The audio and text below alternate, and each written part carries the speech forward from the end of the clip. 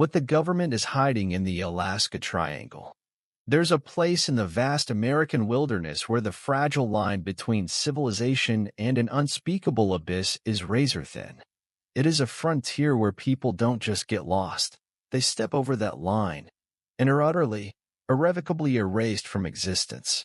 This isn't the opening scene of a horror movie. It's a statistical and existential nightmare, playing out year after year in the far north. In a vast, ill-defined region of Alaska, a staggering number of people have vanished since the 1970s. The figure is over 20,000. Let that sink in.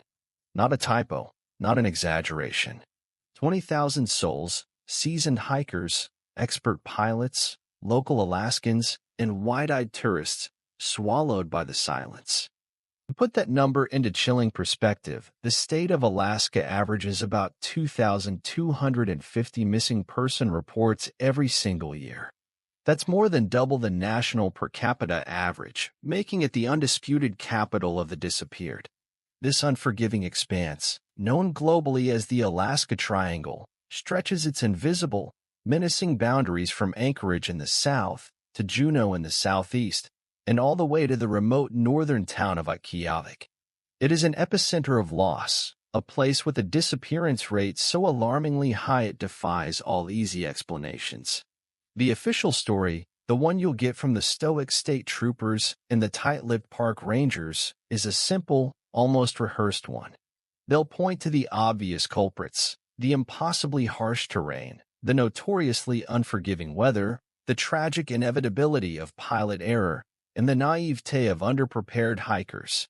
They'll paint a picture of jagged, glacier-carved mountains that tear at the clouds, of sudden, violent storms that boil out of a clear blue sky, and of the endless, empty miles where a person could disappear forever without leaving so much as a footprint.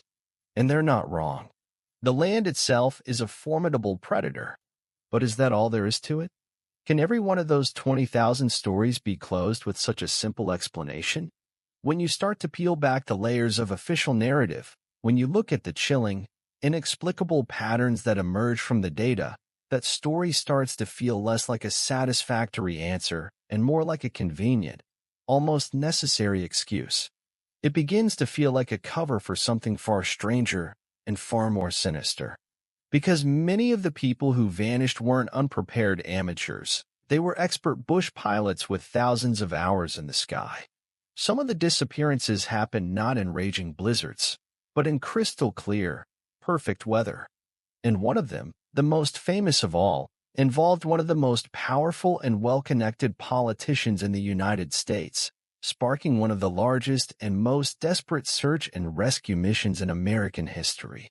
A search that turned up absolutely nothing. The wilderness, as deadly as it is, simply doesn't account for everything.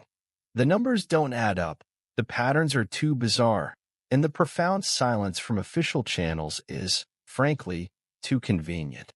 Today, we're venturing into the heart of the mystery, investigating the chilling cases and bizarre phenomena that suggest the Alaskan wilderness isn't just swallowing people by accident. We're asking the forbidden question, what is really being hidden in the Alaska Triangle, the land of lost souls? To truly grasp the depths of the mystery, you first have to understand the place itself. The area we call the Alaska Triangle isn't a neat, signposted destination. It's a sprawling, untamed, almost sentient beast of a landscape. We're talking about a region of nearly incomprehensible scale, where vast swaths of the land remain completely uninhabited, unmapped, and largely unexplored by modern man. This isn't a national park you can hike through in a long weekend.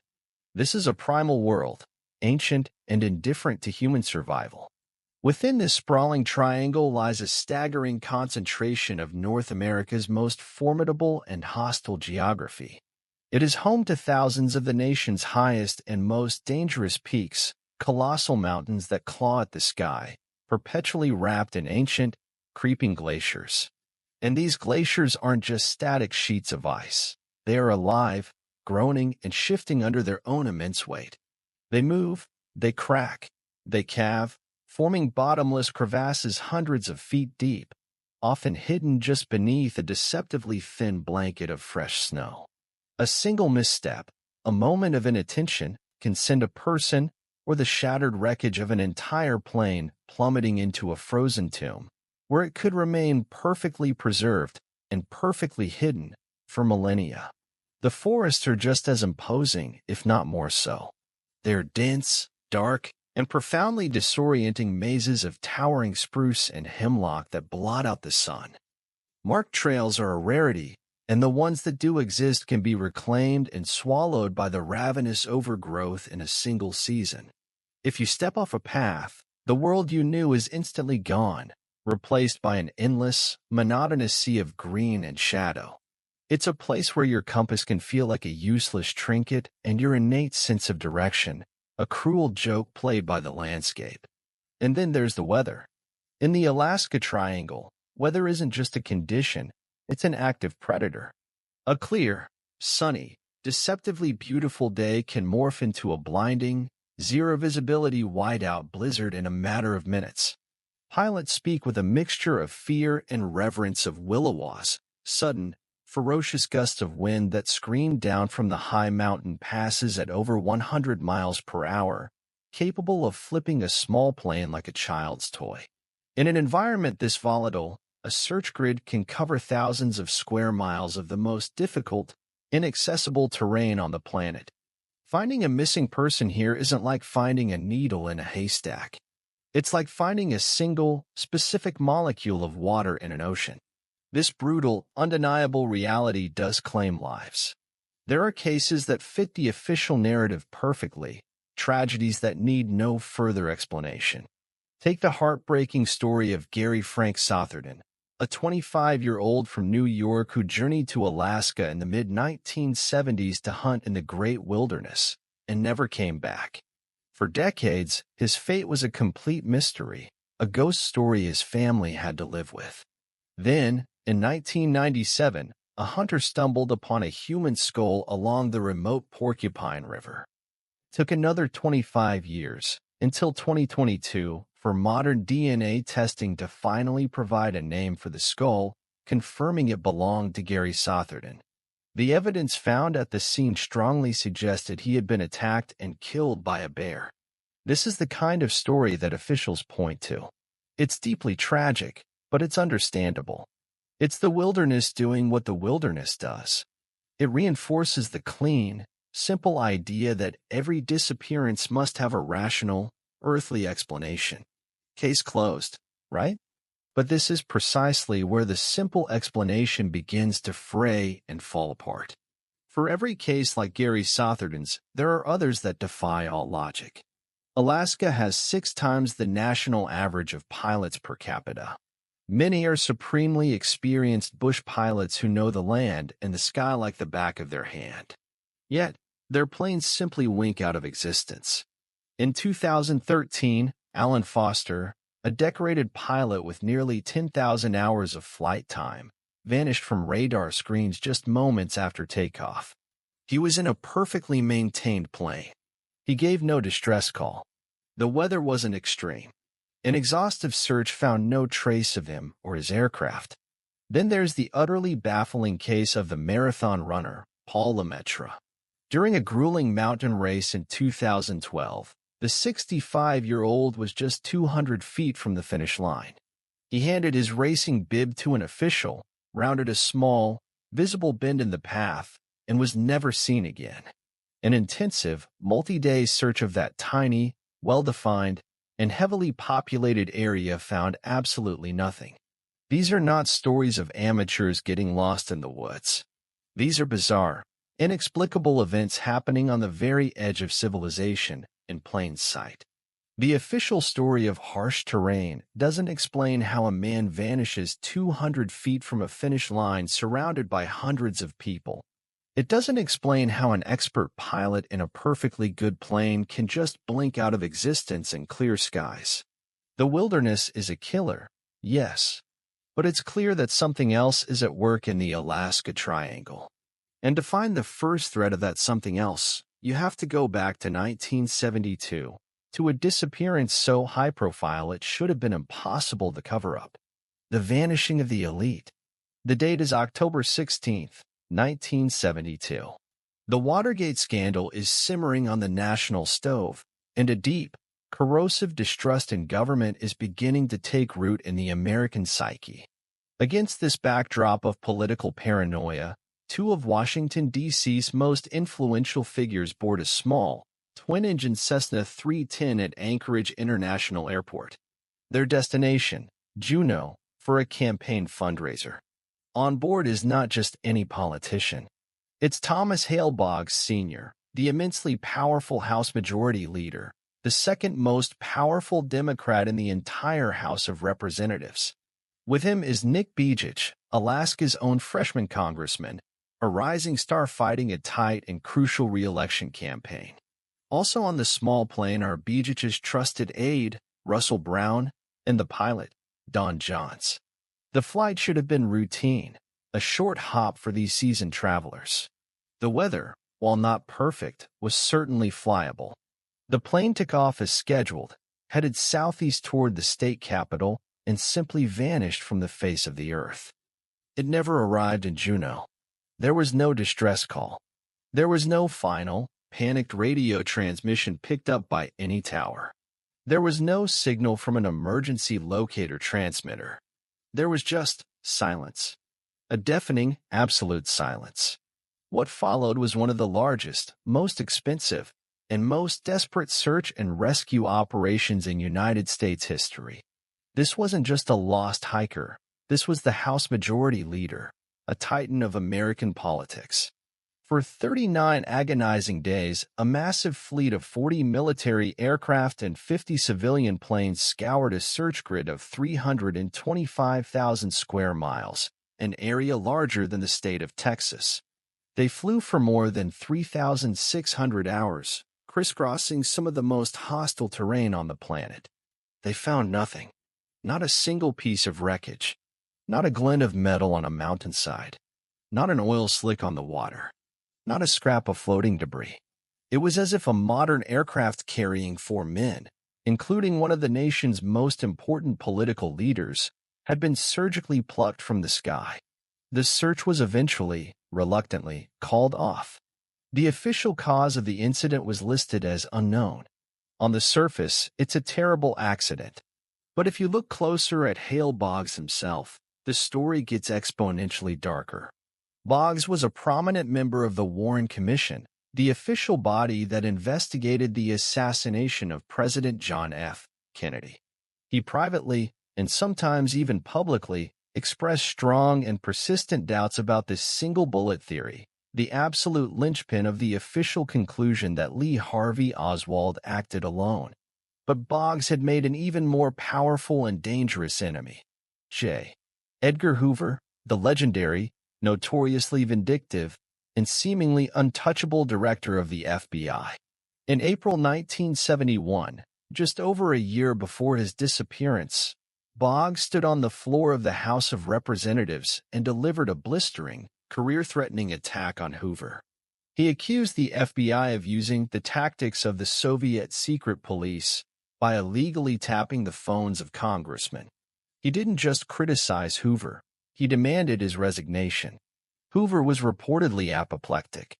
The FBI immediately began compiling a massive, slanderous file on Boggs, aiming to destroy him personally and politically. Now, consider the timeline. A powerful congressman, who was a vocal critic of the Warren Commission's findings and has publicly challenged the most feared man in American law enforcement, boards a small plane in the most remote, disappearance-prone region of the country. And that plane, along with its influential passenger, disappears without a single trace. Is that just a tragic coincidence? Conspiracy theories began to swirl almost immediately. Was the plane sabotaged? Was it carrying a bomb? Years later, in a stunning and sinister twist, a mob-affiliated individual came forward claiming he was paid to transport a bomb to Alaska in 1972, a bomb that he alleged was used to bring down the plane. This claim was never officially substantiated, but it added another dark and plausible layer to an already disturbing story. The disappearance of the Cessna was instrumental in prompting a new federal law, a law that mandated working emergency locator transmitters on all U.S. civil aircraft. The irony is staggering, as the plane carrying Boggs and Begic seemed to have no functioning transmitter to aid the search.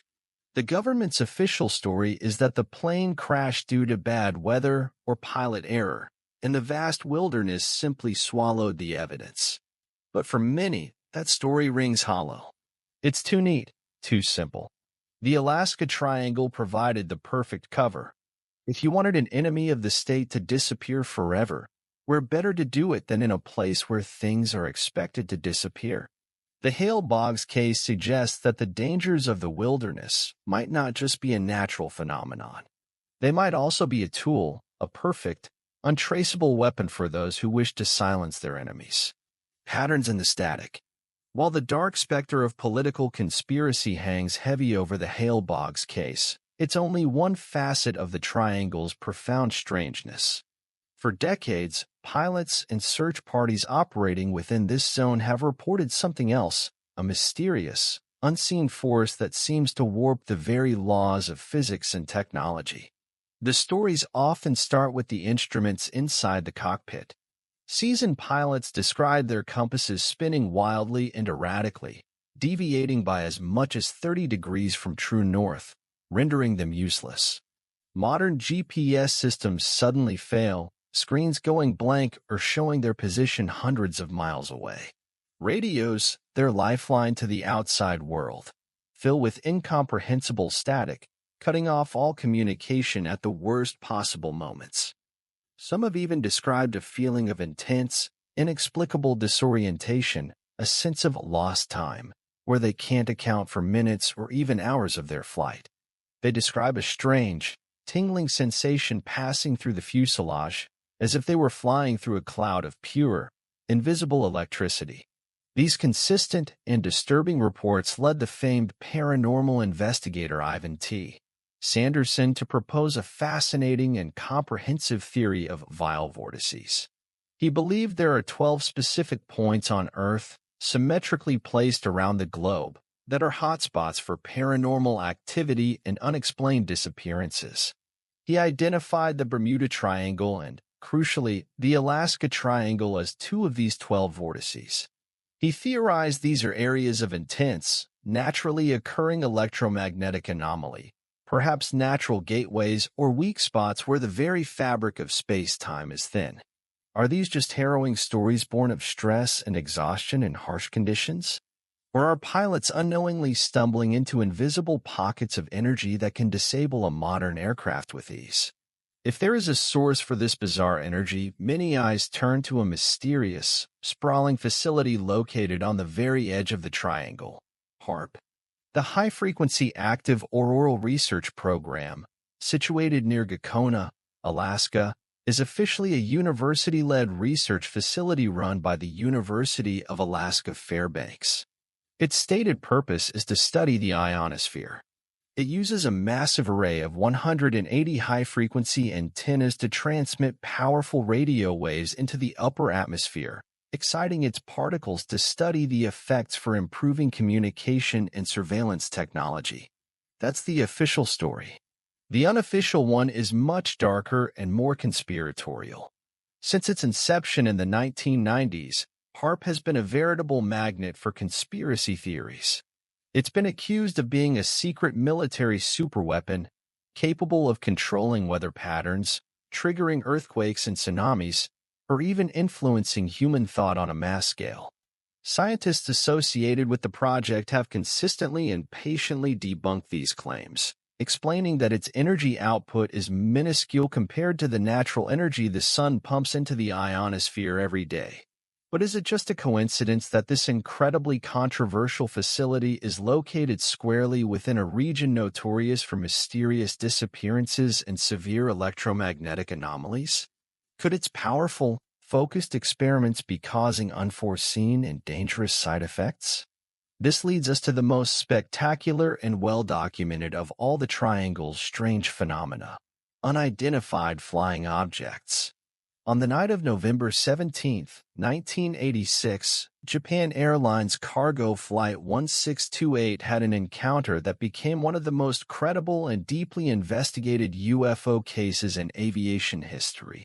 The flight, a massive Boeing 747 freighter, was flying over eastern Alaska when the veteran pilot, Captain Kinja Tarachi, noticed two strange lights moving with impossible speed and agility around his massive jet. He described their movements as defying physics, as if there was no such thing as gravity. At one point, the objects flew so close to the cockpit that their lights illuminated the interior, and the crew felt a wave of inexplicable heat on their faces. Captain Tarachi immediately radioed Anchorage Air Traffic Control, who confirmed they saw no other aircraft on their primary radar. Then, as the two smaller objects departed, something else appeared. Tarachi described it as a mothership, a gigantic, silent, disc-shaped craft that he claimed was twice the size of an aircraft carrier. This massive, unbelievable object shadowed the 747 for nearly an hour across the Alaskan sky. For a critical period of time, both FAA ground radar and U.S. military radar picked up a large, unidentified target in the exact same location as the 747. The incident remains officially unexplained. The FAA later stated they found the crew to be rational and professional, not intoxicated or unstable. Yet for daring to speak to the press about his experience, Captain Tarachi was later grounded by the airline and demoted to a desk job, a move many saw as a clear attempt to silence him. The JL-1628 incident is a detailed, minute-by-minute account from a highly credible and experienced flight crew, corroborated by multiple, independent radar systems, of unidentified craft operating with impunity in the Alaska Triangle. If these technologically advanced objects are real, the question is unavoidable.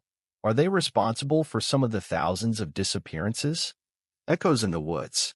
Long before modern planes took to the Alaskan sky, long before compasses and GPS systems, the original inhabitants of this land knew it was a place of profound and supernatural danger. They had their own explanations for people who walked into the woods and never returned. They didn't speak of bad weather or getting lost. They spoke of an ancient, malevolent force that dwells in the dark, silent forests. They spoke of the Kushtaka. The legend of the Kushtaka, which translates to Land Otter Man, comes from the Tlingit and Tsimshian peoples of southeast Alaska, right in the heart of the triangle. These are not friendly nature spirits or mischievous sprites. They are terrifying, predatory, shape-shifting creatures, a horrifying hybrid of a human and an otter that haunts the most remote parts of the wilderness. According to the ancient legends, passed down through countless generations, the Kushtaka hunt by using deception. They perfectly mimic the sound of a crying baby or a woman screaming in distress. A kind-hearted person, hearing the cries, would rush to help, and in doing so would be lured deeper and deeper into the forest, away from the safety of their camp, away from any trail, away from any hope of rescue. Once the victim is completely isolated, the Kushtaka reveals its true, monstrous form. In some tellings of the tale, it simply tears its victim apart. In others, the fate is far worse. It steals their soul and cruelly transforms them into another Kushtaka, forever doomed to wander the wilderness, consumed by an insatiable hunger for the souls of others. To the Tlingit people, these stories were more than just folklore to be told around a campfire. They were a vital and practical warning, a way to teach their children and their community about the very real dangers of wandering off alone.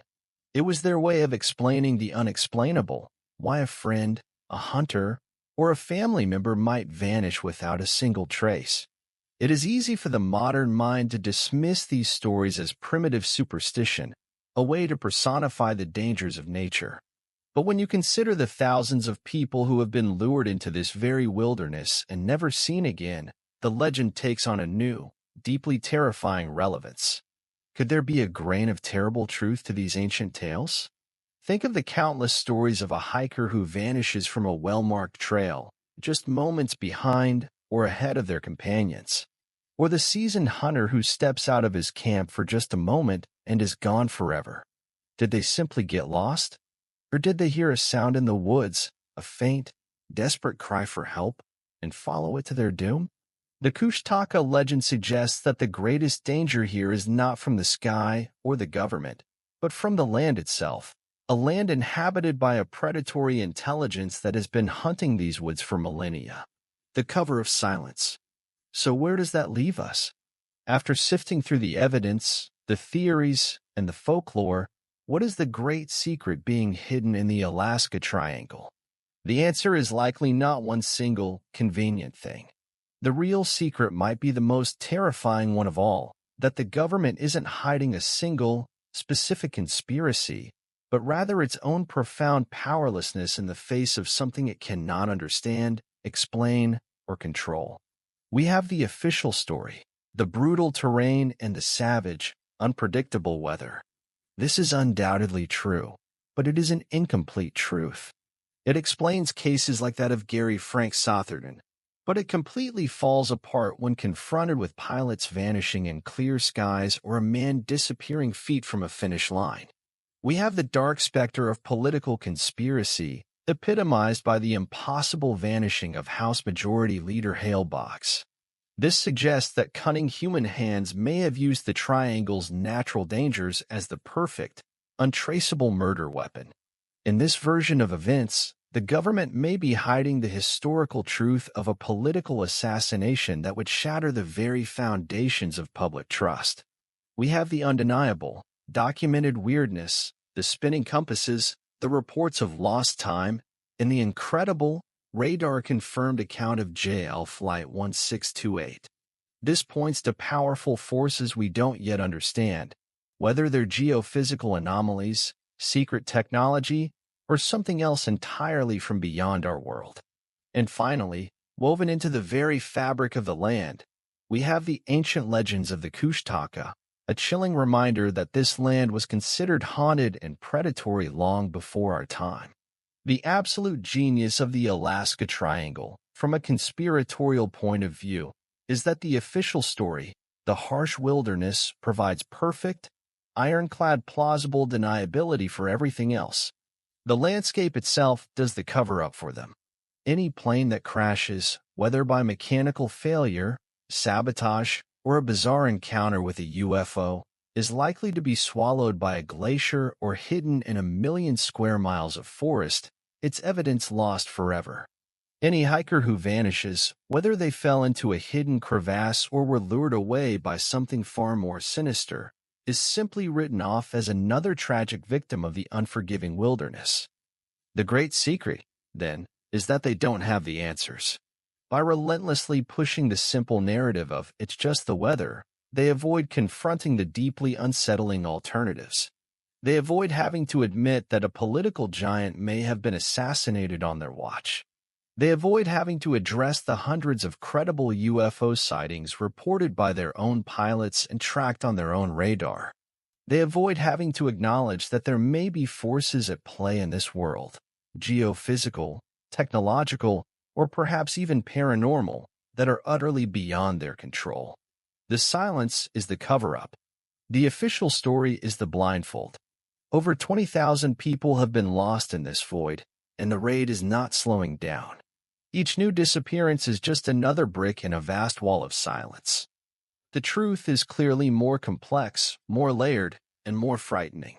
The real mystery is not just what is happening in the Alaska Triangle, but what lies buried beneath the ice, hidden within the radio static, and concealed by the one thing more vast and impenetrable than the wilderness itself: official silence. What do you think is the real explanation for the thousands of disappearances in the Alaska Triangle? Is it a perfect storm of natural dangers, a deep-seated political conspiracy, or something from another world entirely? Let me know your theories in the comments below. And if you want to dive into more of the world's most baffling unsolved mysteries, make sure to subscribe and hit that notification bell so you don't miss our next investigation.